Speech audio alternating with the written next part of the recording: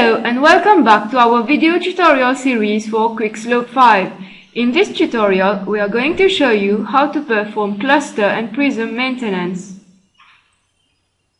Cluster is a term used to group prisms. To manage clusters within the application, click on the toolbar button here.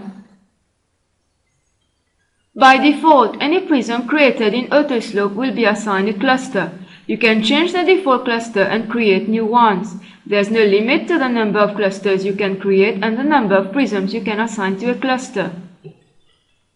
In fact, you can have some clusters without prisms and some prisms that are not assigned to any cluster, known as rogue prisms.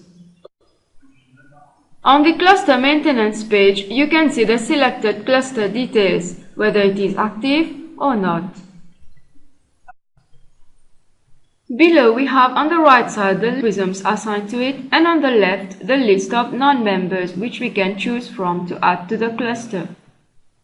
In fact, we can use the search box to filter that list in order to find the prism we want to add. Let's, for example, search for all prisms containing 65 in their names. Click on Go and choose one prism and add to cluster.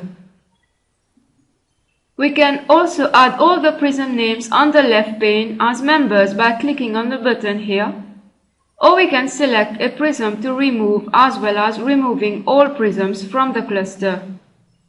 Once we are done, we click on the Save button. We have options on the toolbar to delete the cluster, or to cancel the changes.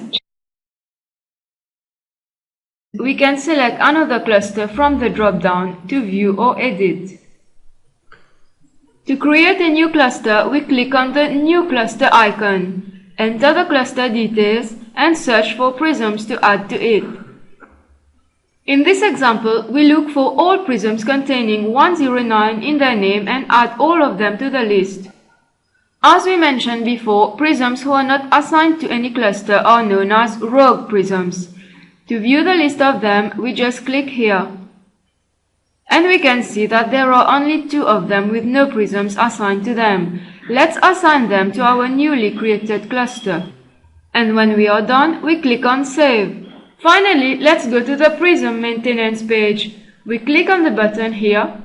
We can select the prism to edit from the drop-down here. We can view and edit the prism details and view which cluster it is attached to. At the top we have toolbar buttons to create new prism, save or cancel changes and delete the prism. Let's, for example, create a new one. Type the name, description and its location coordinates. And when we are done, we click on the Save button to save our changes. This brings us to the end of this tutorial. Thank you very much for your attention, and we hope you enjoy using this very powerful application.